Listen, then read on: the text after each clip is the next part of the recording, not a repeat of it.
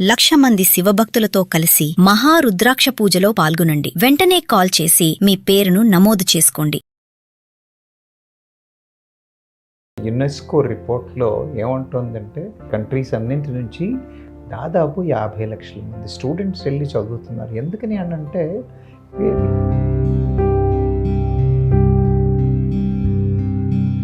Present ఇప్పుడు H1 visa ఉన్న వాళ్ళకు ఉన్నటువంటి ప్రాబ్లమ్స్ ఏమున్నాయంటారు? యుఎస్లో ఒక ఓటీపీ ప్రోగ్రామ్ అని, ఓకే, ఆప్షనల్ ప్రాక్టికల్ ట్రైనింగ్ అంటే ఏంటి, ఇంటర్న్షిప్లు చేయడం. దాదాపు మీకు 12 నెలల టైం ఇస్తారు H1B రావడానికి. అవే మీ H1Bకి ప్రాసెస్ చేయడానికి ఇచ్చేస్తాయి. What about L1 visa? L1లో 2 రకాలు, L1BA అండ్ L1B అని చెప్పేసి.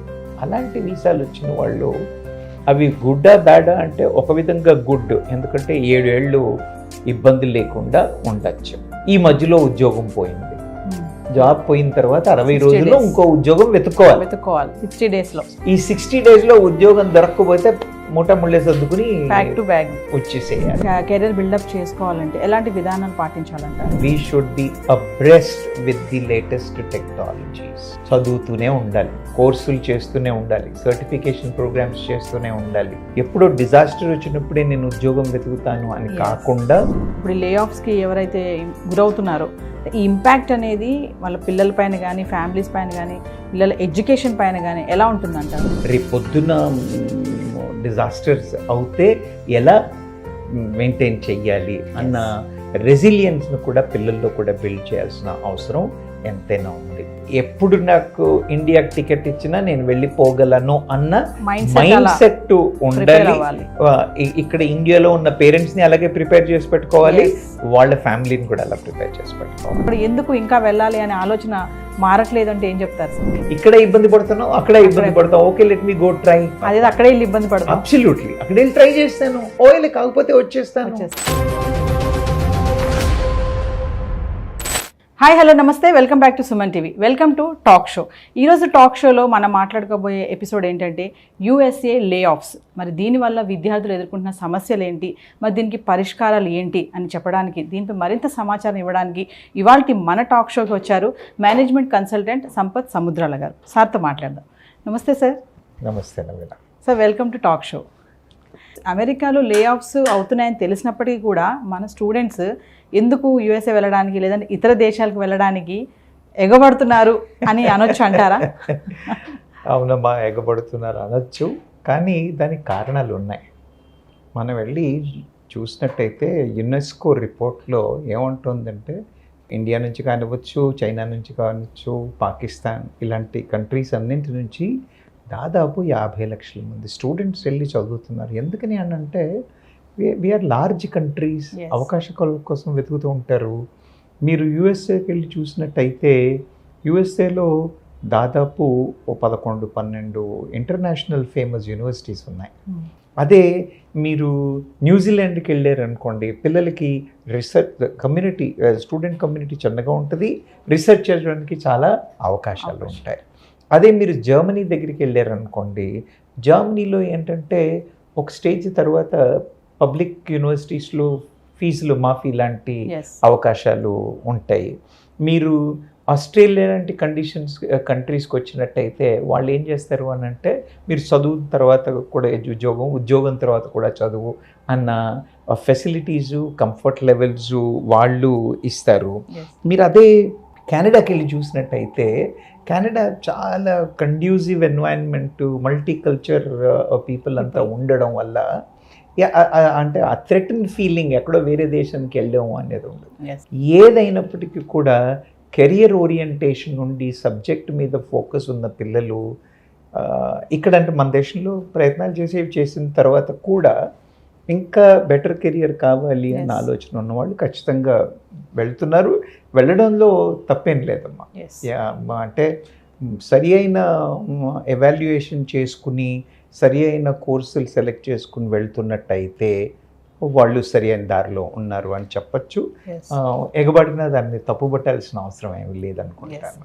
సార్, ఇన్ కేస్ వాళ్ళకి వీసా రాలేదనుకోండి, మరి వాళ్ళ పరిస్థితి ఏంటి? ప్రతి సంవత్సరం దాదాపు 4 లక్షలు 5 లక్షల మంది పిల్లలు వెళ్తున్నారు వేరు వేరు డిపార్ట్మెంట్లలో వేరు వేరు సబ్జెక్ట్స్లో వెళ్తున్నారు. కానీ వాళ్ళకి కూడా యుఎస్కి కూడా వాళ్ళకు లిమిటేషన్స్ ఉన్నాయి. 65 నుంచి 80,000 వరకు వాళ్ళు ఈజీగా ఇచ్చేస్తారు. మరి 4-5 లక్షల మంది వెళ్ళారు, 60,000 80,000 మందికి ఇవ్వాలి అని అంటే obviously it is going to be a challenging thing. అందుకని వీసాలు రావడం కొంచెం ఇబ్బందికరమైన విషయమే. సరే, ఈ పెద్ద పెద్ద కంపెనీస్ కాకుండా కన్సల్టెంట్స్ ద్వారా కూడా వెళ్తూ ఉంటారు కదా, దీన్ని ఎలా చూడవచ్చు అంటారు? ఎప్పుడైతే పెద్ద కంపెనీల నుంచి వెళ్తారో మనకు కెరీర్ ఆప్షన్ కానీ ఆపర్చునిటీ కానీ గ్యారంటీ కానీ ఉంటుంది.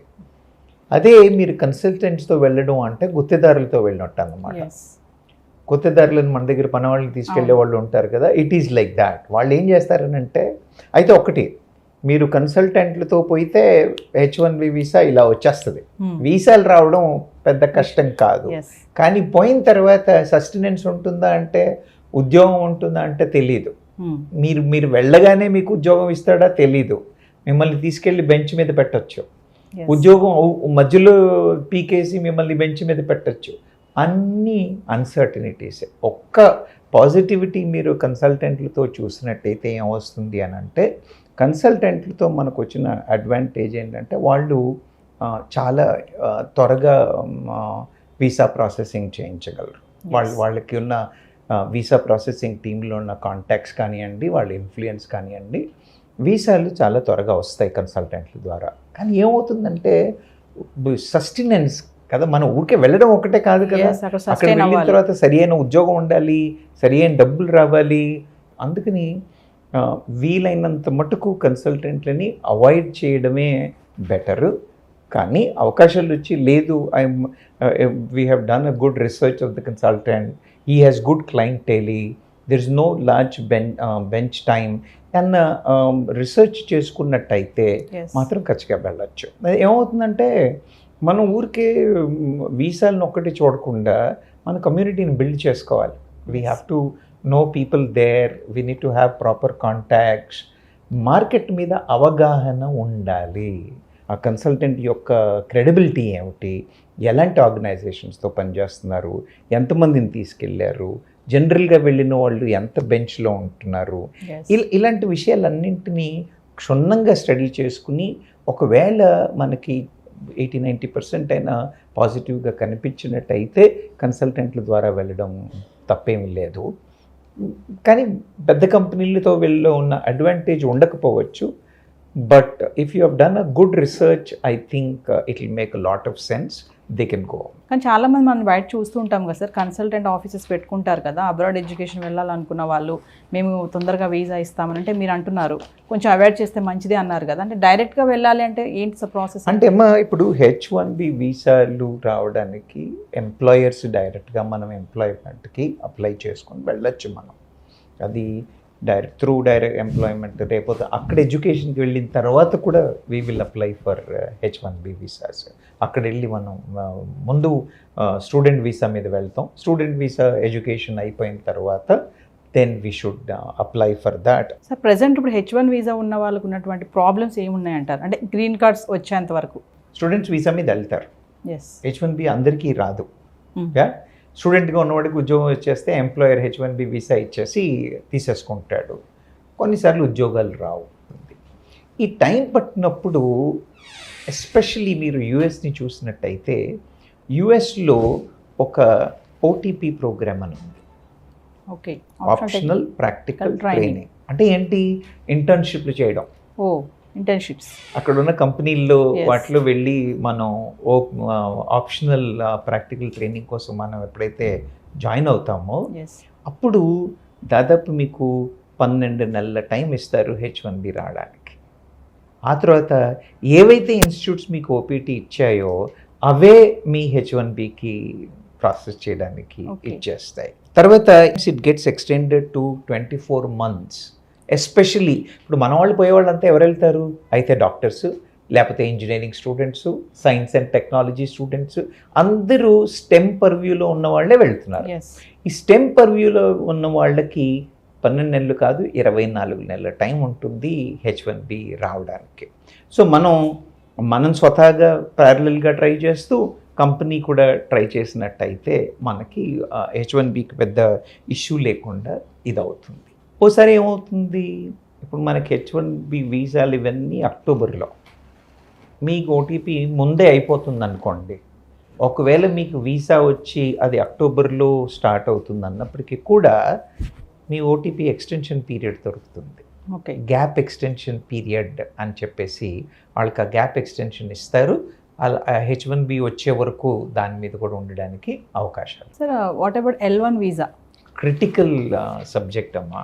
ఎస్, స్టూడెంట్స్ ఏంటంటే వెళ్తారు, ఓవేళ మరి ఏం కాకపోతే ప్యాక్ చేసుకుని వచ్చేస్తారు, ఇక్కడ ఆపర్చునిటీస్ చూసుకుంటారు లేదా వేరే కంట్రీస్ని చూసుకుంటారు.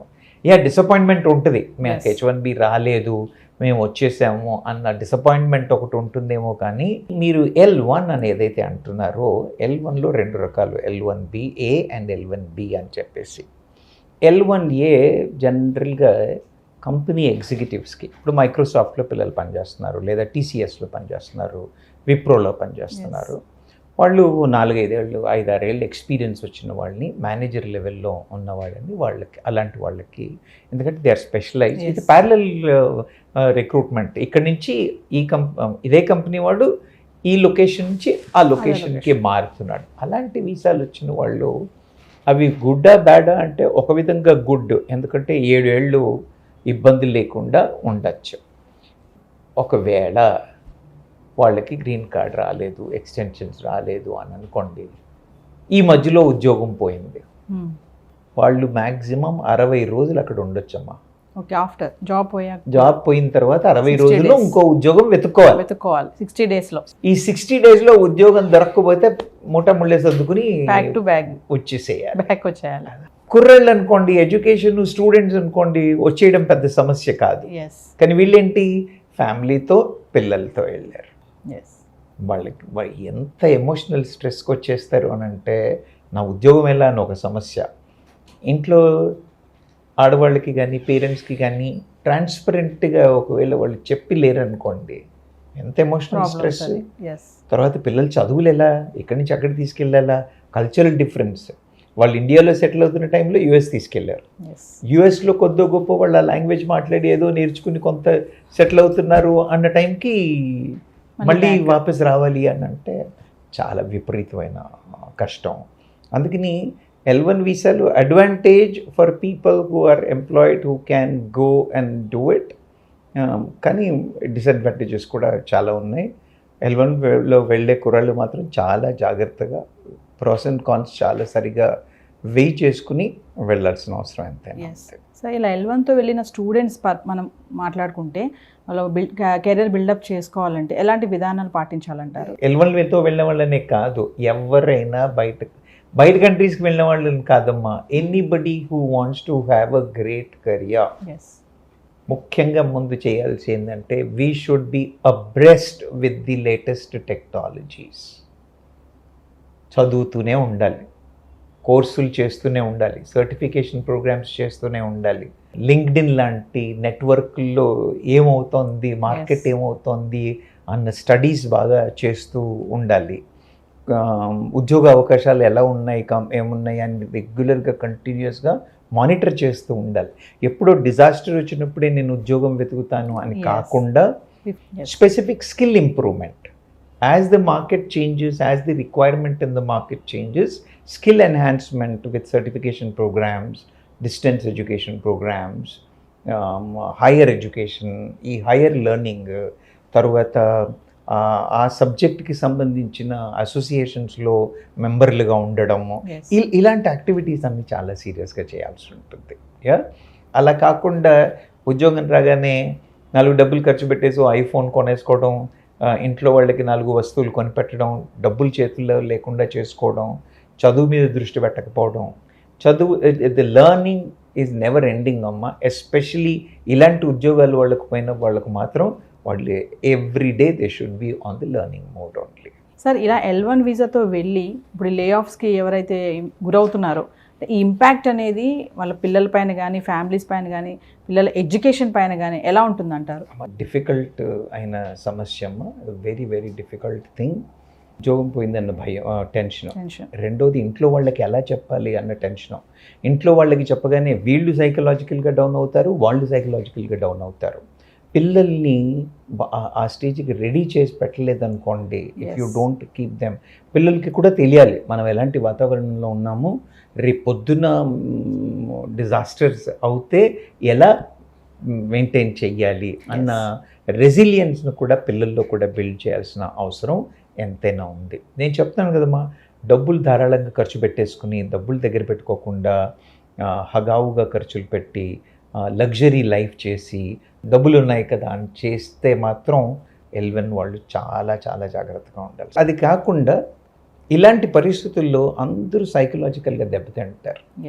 ఎప్పుడు నాకు ఇండియాకి టికెట్ ఇచ్చినా నేను వెళ్ళిపోగలను అన్న మైండ్ సెట్ ఉండాలి.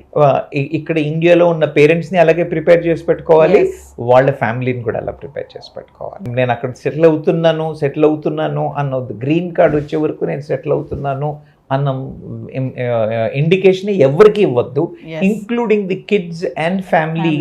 They all should know that అవసరం పడితే మేము రేపు ప్యాక్ చేసుకుని ఇండియా వెళ్ళిపోతాము అన్న మైండ్ సెట్లో ఉండి చేసినట్టయితే చాలా సక్సెస్ఫుల్ అయ్యే అవకాశం. ఖచ్చితంగా సైకలాజికల్గా ప్రిపేర్ చేసుకోవాలి మైండ్. ఖచ్చితంగా సైకలాజికల్గా ప్రిపేర్ అవ్వాలి. ఒకవేళ మనం కాదు కొంత వీక్ మెంటాలిటీ మనం చేయలేకపోతున్నాం అని అంటే మన దగ్గర సైకాలజిస్టుల దగ్గరికి వెళ్ళడానికి భయపడతారమ్మా. చాలా మొహమాట పడతారు, భయపడతారు. చాలా తప్పు. నేను ఎందుకు వెళ్ళాలి సైకాలజీ? చాలా చాలా తప్పు. అలా కాకుండా సైకాలజిస్టుల దగ్గర, సీనియర్స్ దగ్గర, ఎక్స్పర్ట్స్ దగ్గర వెళ్ళి మాట్లాడి అడ్వైస్ తీసుకోవడంలో ఏం పొరపాట్లేదు. అంత దూరం ఎందుకు వెళ్ళాలి, అక్కడ ఎందుకు ఆ ప్రాబ్లమ్స్ ఫేస్ చేయాలి అంటే దీనికి ఏం చెప్తారు సార్? ఇంత తెలిసినా కూడా నేను అబ్రాడ్ వెళ్ళి చదువుకోవాలి, హైయర్ స్టడీస్, నా కెరియర్ బాగుండాలి అంటే ఉద్యోగాల కోసం వెళ్ళే వాళ్ళు ఉన్నారు, చదువు కోసం వెళ్ళే వాళ్ళు కూడా మీరు అన్నట్టుగా ఫ్యామిలీస్ కూడా వెళ్ళే వాళ్ళు ఉన్నారు అక్కడ స్థిరపడాలని.